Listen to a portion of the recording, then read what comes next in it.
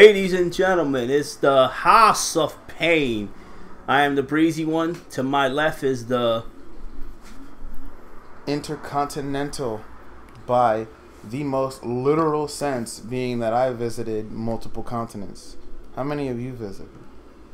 Don't answer that. I already know the answer. Either way, it's your favorite heel, the old dirty demon. How y'all doing tonight?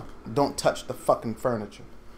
And listen, these American fans, like all these fools out right now, need to quit it with this whole Michael B. Jordan being Superman shit. Is that even real, or is that just like a rumor? I don't know. I think like, well, this is what these SJWs and these diversity people do. These butlers are just projecting wish lists out loud. Stop it. Like they did with the chick. Like remember last year when they said, "Oh, this girl should write Riri Williams because she looks like Riri Williams." Remember that? Marvel hired her to write the Riri Williams book. You should there should be a screening process. It's like, tell us about the last comic book you've bought and the last comic book you've read, and also your favorite superhero and why. These should be like things that you ask prospective writers, just so you can get a bead on how much of the comic history they know. And for all you dummies out there, it's like, oh, the comic book history isn't important. Inclusivity is important. Well, so continuity, motherfucker. Well, here's where I'm gonna have to call your bluff on that one, because if you did know comic book history, you would see that there are avenues for inclusion already set in place. Ever heard of your boy Dwayne McDuffie? I'll ask you this one. You know Static Shock? You know Static Shock? I'm sure you are of a certain age. You watched the cartoon on the WB, and you geeked out when he had his little powwow, his little power session with Batman and whatnot. Yep. You freaked out when they had Ice-T was Ebon, son. Ice-T was Ebon.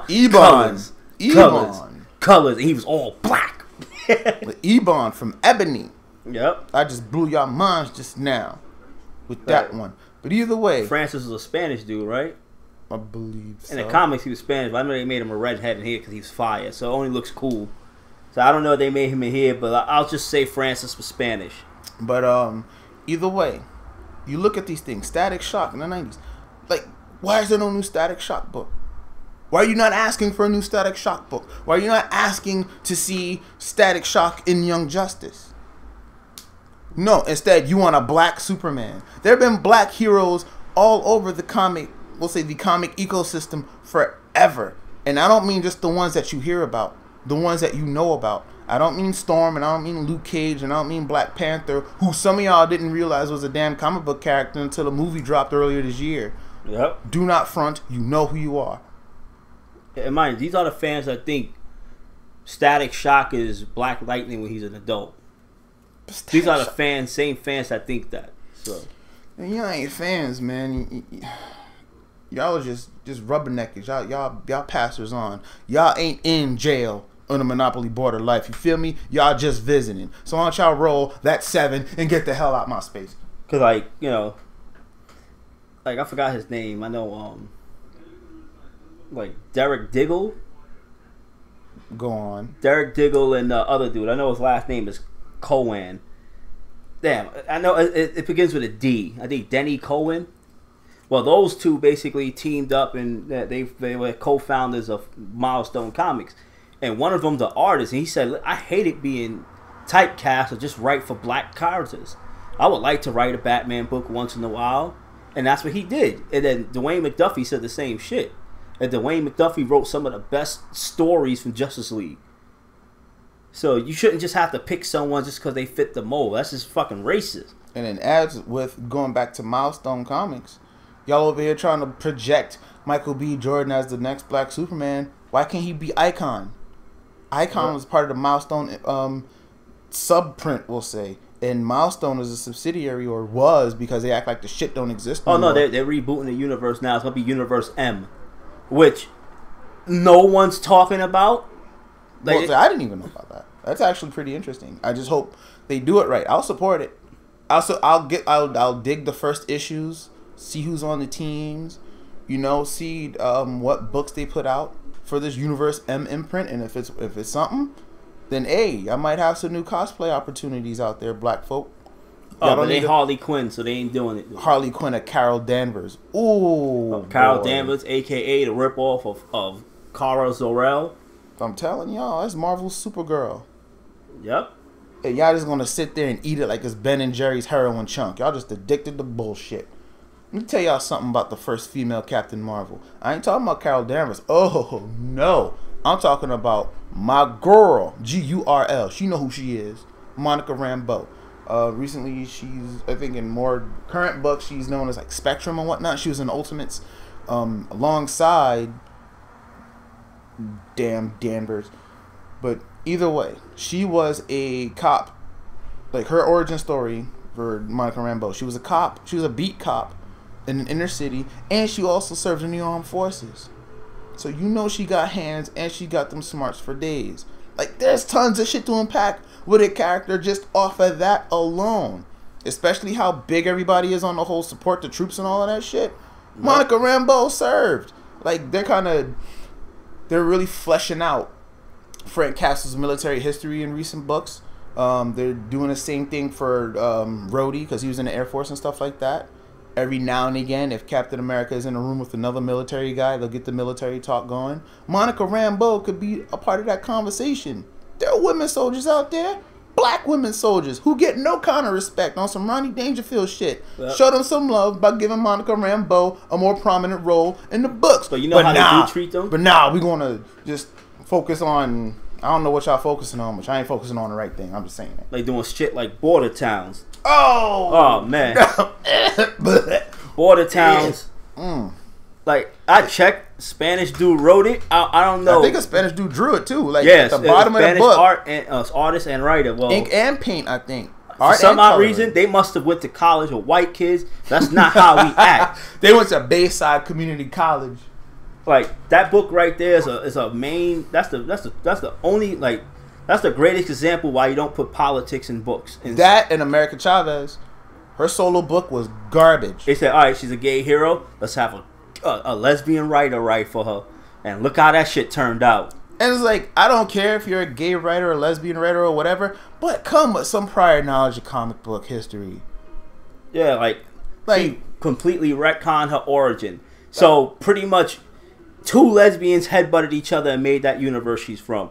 So you're basically ignoring the fact that a gay character named Wiccan, which y'all don't give any spotlight to. Scarlet Witch's son. Yep.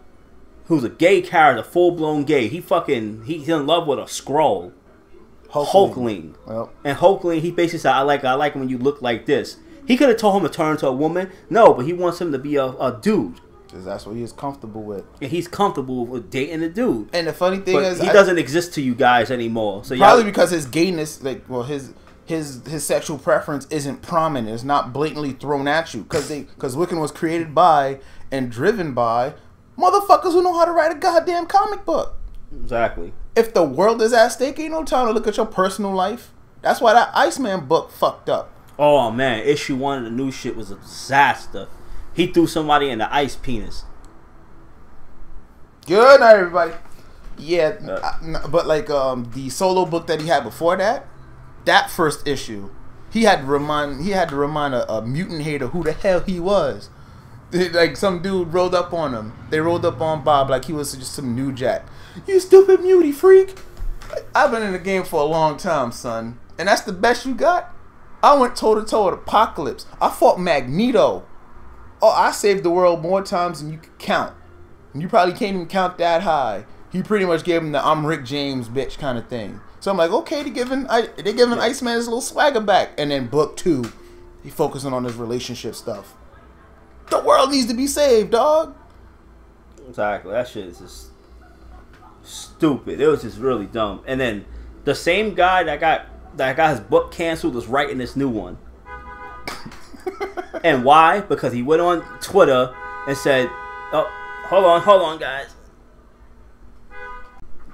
Yeah, so the same guy that got released because he couldn't produce any good shit went on Twitter and started bitching and moaning that he got released because he's gay. Basically, that's why. And then what happened? He gets this title now. And it's the same thing with the girl that wrote. She wrote Mockingbird. That lady. Yeah. Recently, she was on social media saying that, you know, like they canceled my book Vision before it was even done. Blah blah blah. They didn't give me a chance. You know, in 2 years, I wrote 4 issues. I had a 6-issue deal. And What? I'm like, they fired you because you couldn't make a deadline, basically. Why is it taking you 2 years to put out 6 4 issues. No, she had a 6-issue deal. You just said But she only did but 4. she only put 2 issues out.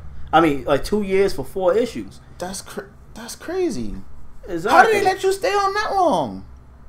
Exactly. And she complaining, so she's basically causing up a social media storm. And Marvel, the cowards they are, is like, you know what? The beekeeper quiet. We're gonna have her finish off the Vision, and we're gonna give you another book. Man, by the time she finishes her Vision book, I'll have 3 children, and I don't have any children now. Yeah. By the time she finishes her Vision book, comics will hit that super low where certain comic book companies gonna have to start selling off their characters to movie studios. Like that rut, that comic books hit this rut like 4 times, I believe.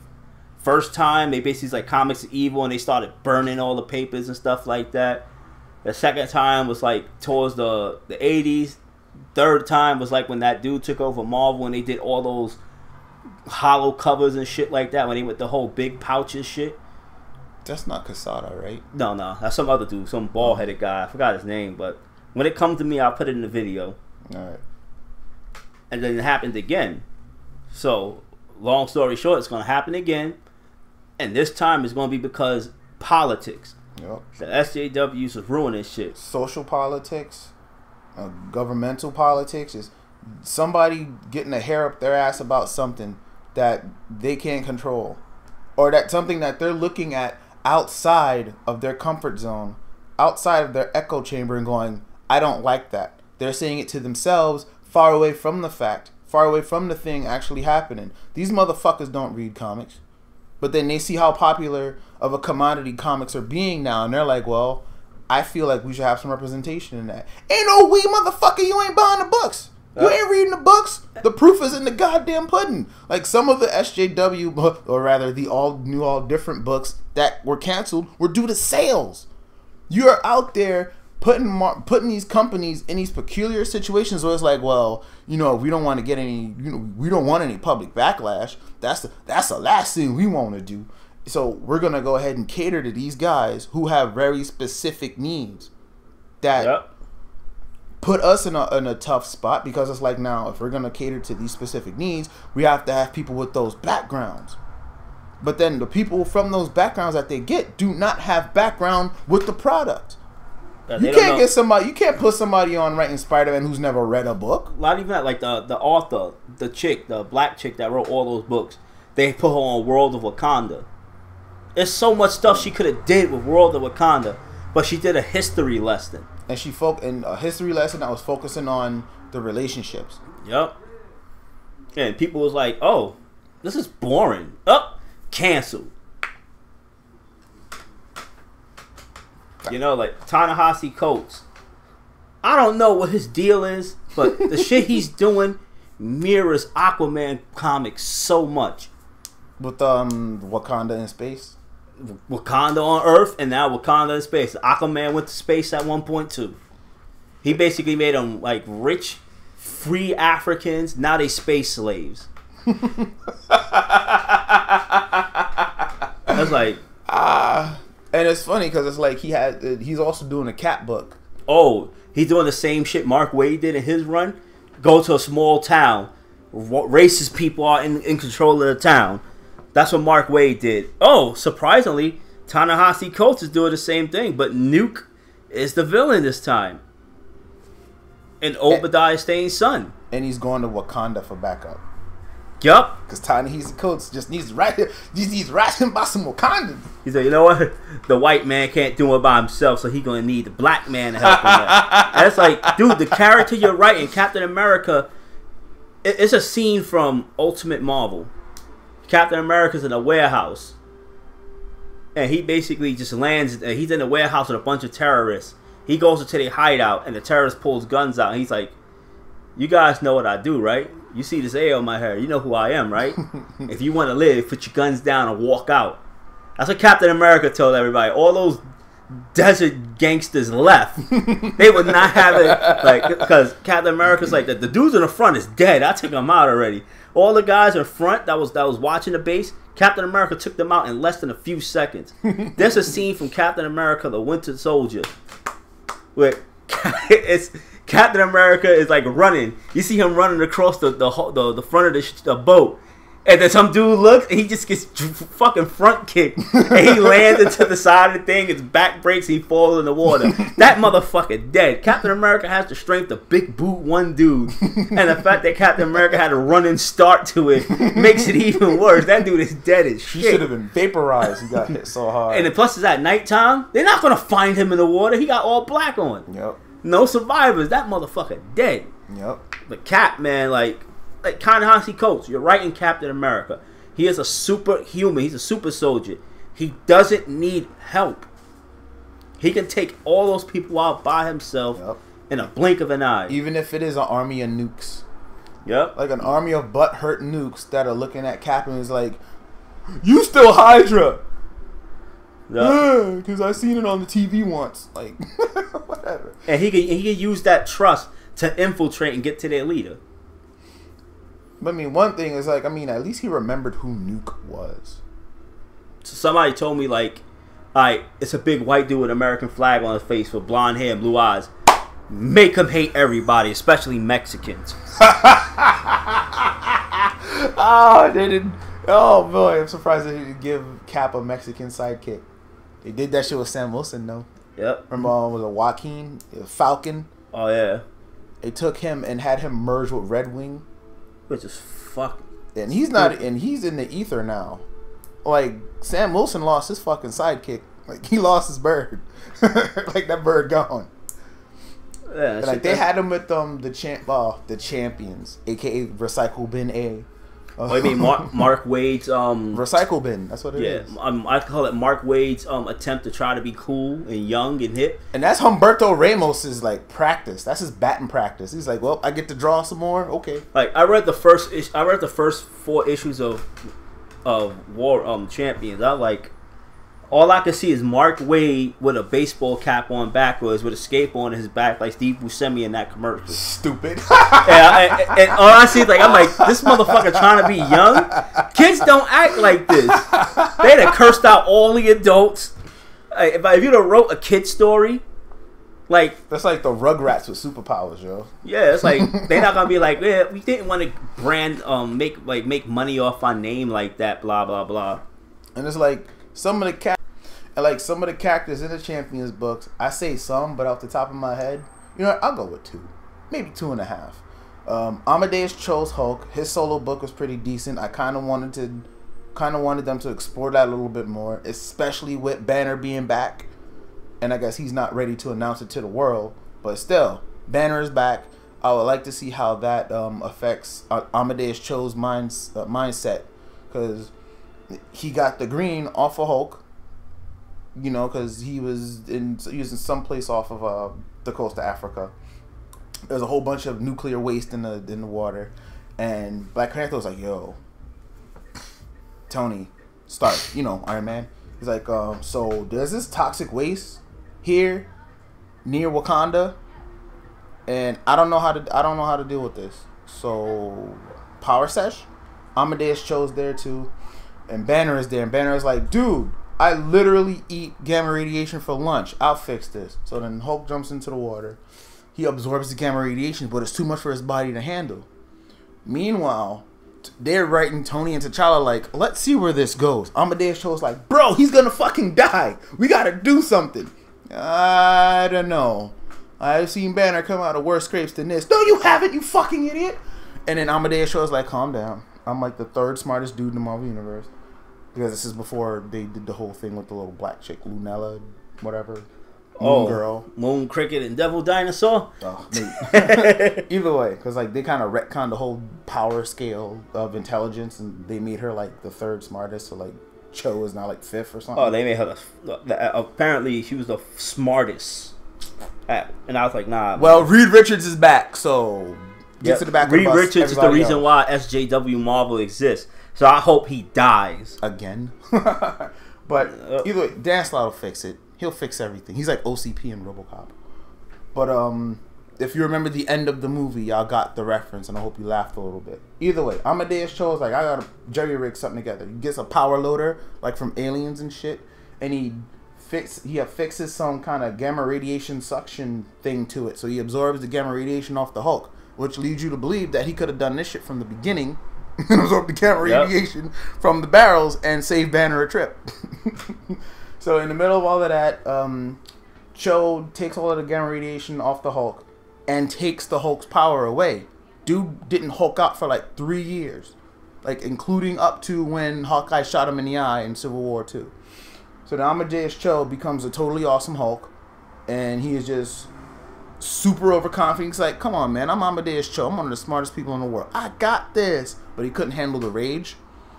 So, like, that dichotomy, he's living life through his mentor's shoes, almost. Because he's seen Banner have to deal with that. Yep. But now he's going through it himself. Tell me that's not a ball-ass story. But they managed to muck it up to send them out of space and do another Planet Hulk 2. Planet Hulk, yeah. And then World War Hulk 2, Electric Boogaloo. And then after that,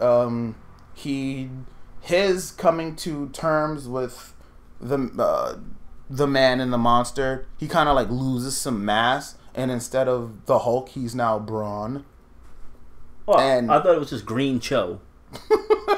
Greeny Cho. Yeah. Cho Verde.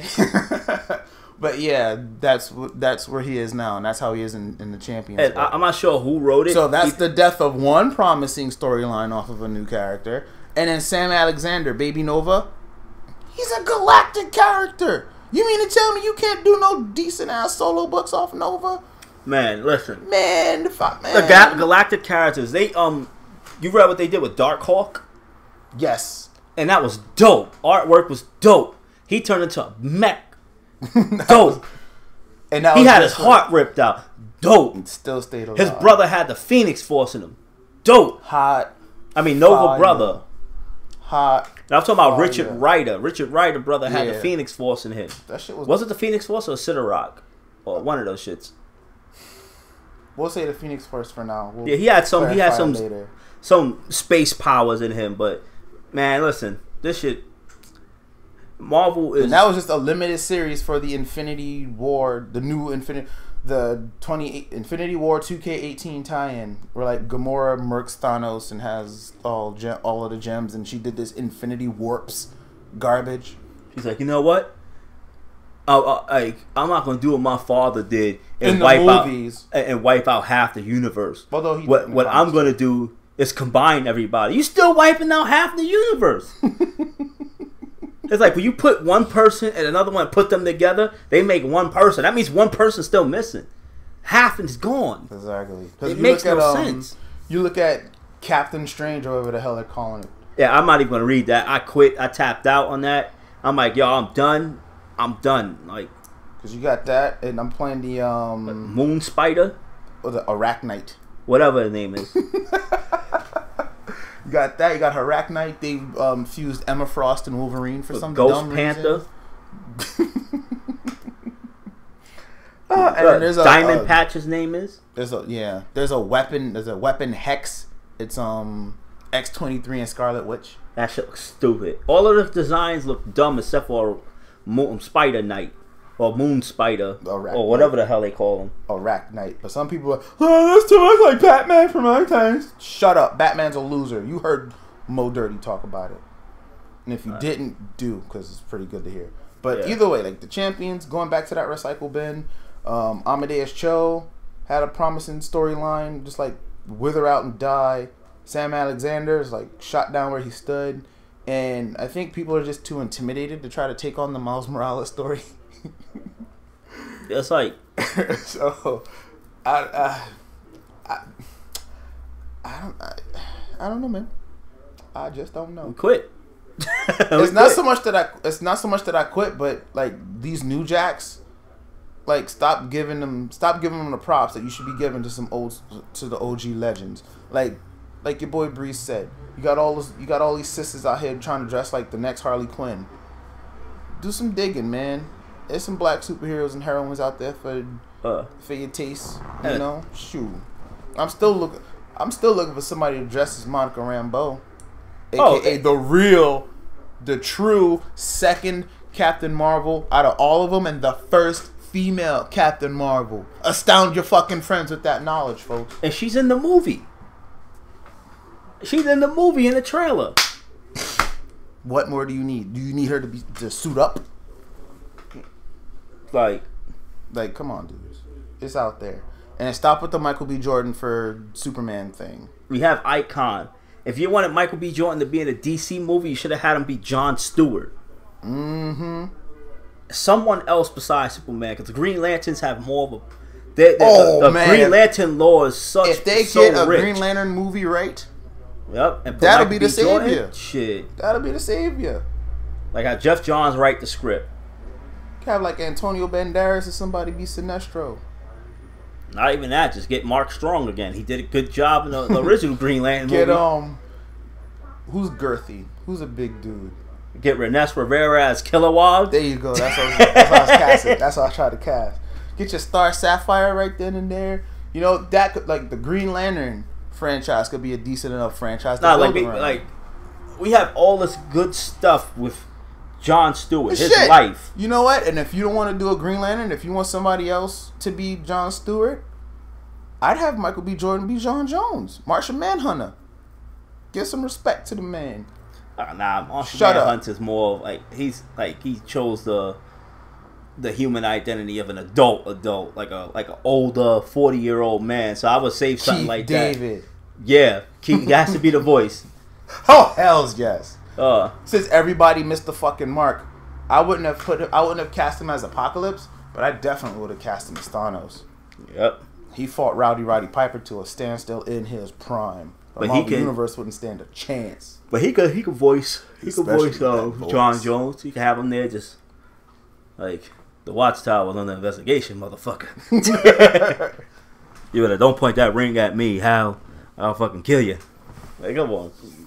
Goliath and Spawn. He did the voice of those. Yep. He should be Martian Manhunter. Yep. Like, Michael B. Jordan has to be Icon or at least fucking Green Lantern. Yeah, John Stewart.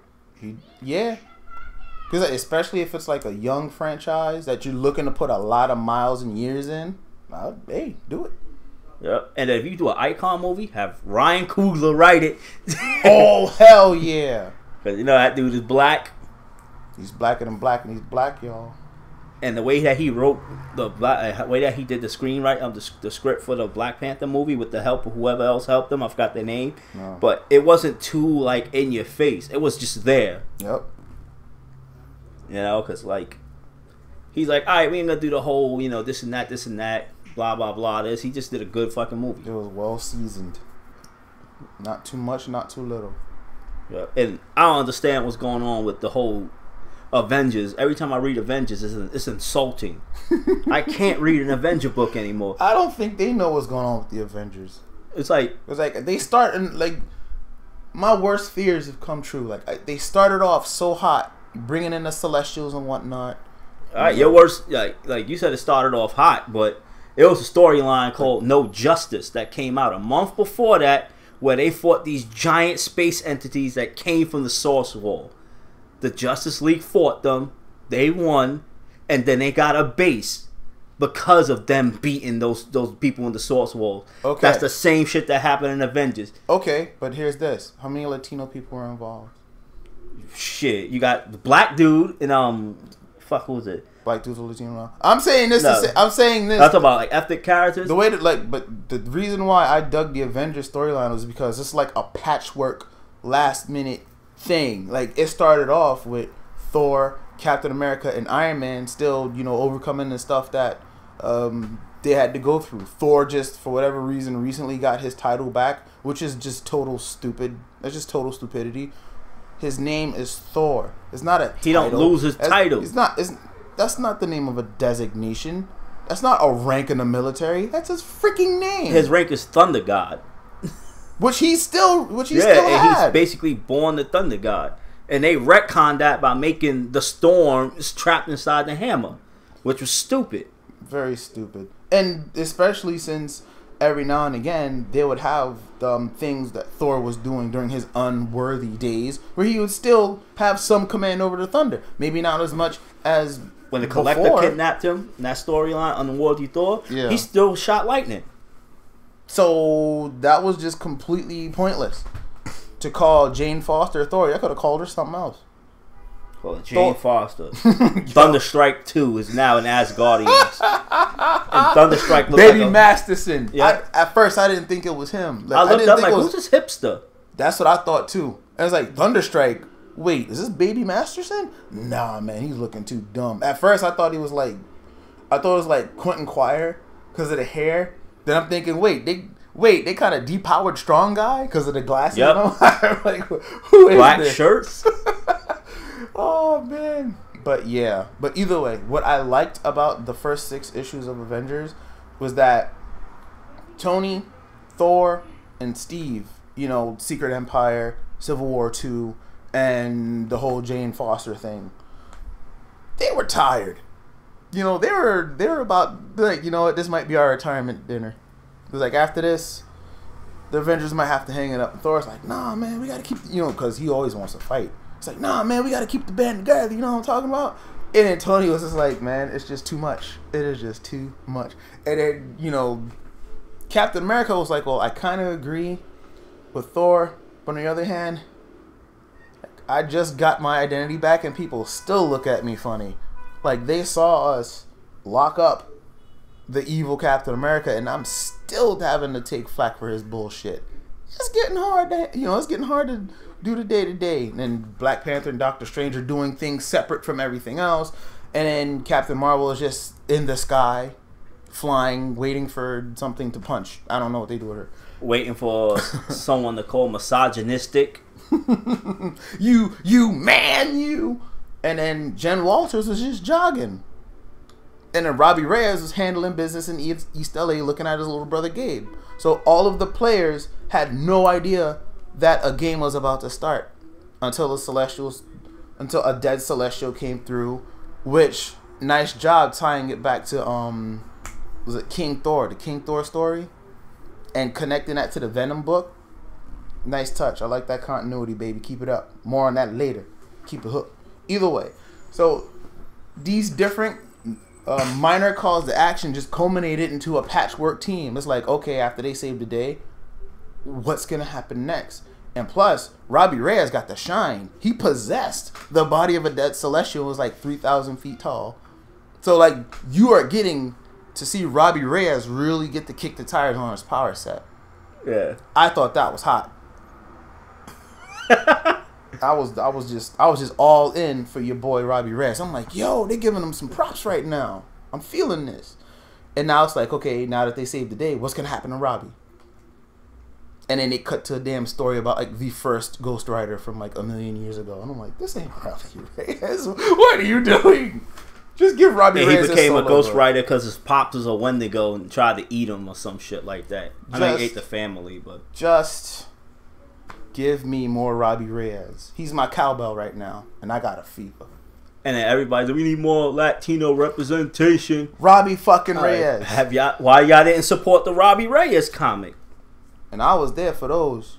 And that shit was good. He fought Mr. Hyde and everything like that. And they even did the Secret War story, the Ghost Riders, when they did it like a race. Yeah. Like a death race shit. Yeah, man. You got to see him from all time.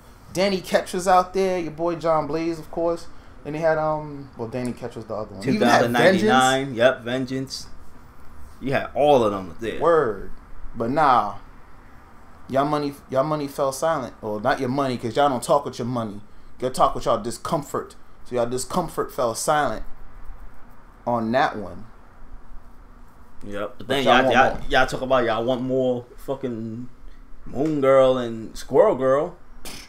Well, y'all saying it, but y'all ain't buying the books. But they still printing it. They over shipping. Marvel think they slick. They be like, all right, you ordered 10 issues, we'll give you 10 more. So we'll give you 100. We'll add an extra 0. Like those trips we took to Forbidden Planet and Midtown Comics. Oh man, all the back issues. Remember, it was one wall that had like remember the whole row was all Secret Empire issue ones, and that shit was more than 50 issues. And that was a Forbidden Planet, and they had them shits on sale for $1. Those shits were selling at prices for Rob Liefeld Youngblood books. Like, oh man, the obligatory Rob Liefeld dig. But yo, y'all are saying that y'all want these things in books, but when it's been around for decades, those decades that you spent not reading the books or calling us nerds for reading characters, like you only care about what y'all see in like the movies or the TV shows or whatnot. I'm pretty sure a lot of people who want to see a strong female lead didn't watch the Jessica Jones series. Not that that would have been a good example of a strong female lead, but yeah, you ain't watch it. Yep. Then I'm pretty sure like Cloak and Dagger came out on Freeform. Show of hands, how many of y'all saw it? And I'm not trying to knock the show. It's like again, it's in its infancy, and I think like they're doing a slow burn. And plus, what do most people know about Cloak and Dagger anyway? They haven't been in the books in years. The last time I remember them being a part of a book was Maximum Carnage in '93, bro. Oh, they've been around. I mean, I'm sure they've been around. It's just that our paths haven't crossed. Like, these fans don't know shit past Civil War, Captain America Civil War. The movie, you mean? Yeah, because that's when Spider-Man showed up. And that's why everybody was a comic book fan, definitely after that. Yep. So I'm all in as long as it's convenient. That's not all in. Yep. That's one toe in. To be all in, you gotta just be up to speed with the trade. You gotta pick a hero, do the initial Wikipedia search, talk to people who read comics and might know some good stories to put you on to. Hell, that's how I got going on Thor. Because it's like a dude that I used to work with. He's like, he was at first sort of amped about the Thor movie, the first Thor movie. This is how far back we're going. When it was coming out, and then it came out, so I'm like, what you think? He's like, I like things about it. I like that it existed. But, you know, when it gets to, I like the Walt Simonson cameo in the beginning, but going into the movie, I had some issues. And it was like the issues just compounded more and more with each installment. Like Thor 2, he did not like that movie very much at Shit, no one did. I didn't even watch the whole movie. Because he was like, man, that's not what you, like, Malekith is a lot scarier than that. And what they did with Curse, no. He didn't dig that. Like in the first Thor, it's like the Destroyer should not have been that easy to destroy. According to my friend who's read lots more Thor books than me. Like, he put me onto this one old I think it was a Simonson book. Simonson had one of the best runs in Thor, period. You know what? I think it might have been a Kirby book. Either way, Thor was one-on-one. He's taking on the Celestial, because the Celestial came down, and this random planet that he was on, which conspicuously wasn't Earth, the Celestials, their deal is they come down and they deem whether or not you're worthy to live or die. And if they give you the thumbs down, your world's wiped out. Like, everything. Yeah. Clean. So then, this planet that Thor was on, the Celestial came down, was like, nah, son, y'all got to go. Thor was like, the hell you say, bitch? Not on my watch. So Thor went and thumped with a Celestial one-on-one. He went so hard body, his hammer broke, y'all. The hammer broke, he started punching him. He started punching at the Celestial. When his knuckles got sore, he started to scratch and bite and claw at him. Like, this is Thor. Yeah. It's like, somebody's going down, and as long as I got a pulse, it ain't gonna be me, you son of a bitch. You didn't really get that in any of the movies, except in Infinity War, when he's like, nah, son, he killed my family. This Thanos bitch killed my family. Give me a hammer, we going to work. Bring me Thanos. I mean, he should have went for the head, but, you know, he got him in the chest.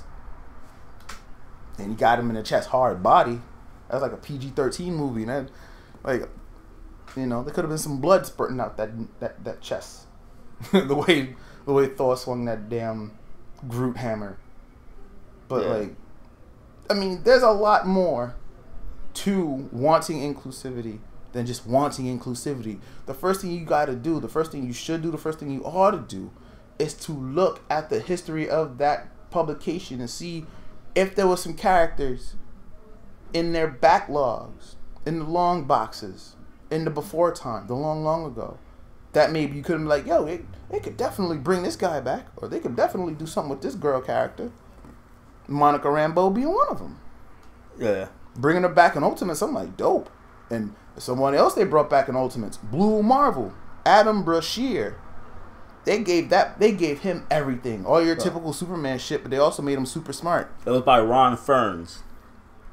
Who was that? The Thor versus the Celestial. Oh, okay. He fought the Judge. Yeah. Okay, there you go. Still though, classic Thor book, ultimate throwback. It's like if somebody asks you, what would it be like to be Thor? That's the book you read, man. But either way, Adam Brashear, all your typical Superman shit, also with a genius level intellect. Yep. Until the we'll call it intelligence power rankings retcon, probably easily one of the top 5 smartest people in all of Marvel Comics. And he's a brother. Yep, and it's not no Moon Girl, because Moon Girl's a fucking idiot. Derp. She did a crossover with Venom, which has to be one of the dumbest things ever. Devil Dinosaur did a crossover with Venom, and Moon Girl was just there. Just doing all the dumb shit. You're supposed to be one of the smartest people in the world, but you're making all the dumb mistakes. I was like, I don't get it. I give up. They just make these characters just to make them, and then when they're out in the ether or when they're out in the world, they don't know what to do with them. It's like, well, I created them. That should count for something. Give me my Eisner. Like, no, bitch, that don't work that way. Yeah. There's a reason why, like, Spider-Man is so damn ubiquitous. So much so that Bendis decided, yo, we might need a black one, as opposed to just coming with a completely new. And that's probably one of the most successful legacy characters Marvel has done in recent years, and that's Miles Morales. It's one of those. Oh, he's one of the good ones. But then it depends on who's writing the story. Yeah. And since like his timeline is so fresh, you don't have to go that far back to really get his history, get his story, to get into his character, to pump out new stories. And a lot of people were like, I don't understand why Miles Morales just attacked Venom like that. I said, well, if you read books before the Civil War, you would know that Venom killed his moms. Yeah, but we gotta cut it. Unfortunately, guys, you gotta cut it soon. Just when we're about to get to the good stuff. Yeah, it's like, oh man, but Marvel, you fucking up, man. You suck right now. And DC, you following suit. Whoa, no. With that Border Patrol mess. Yeah, that's Vertigo, man, and damn. And that's still DC. Man, DC, come on, man. I understand y'all guys like handing out stars to people because they fit certain fucking... Stop. That shit needs to be canceled, man.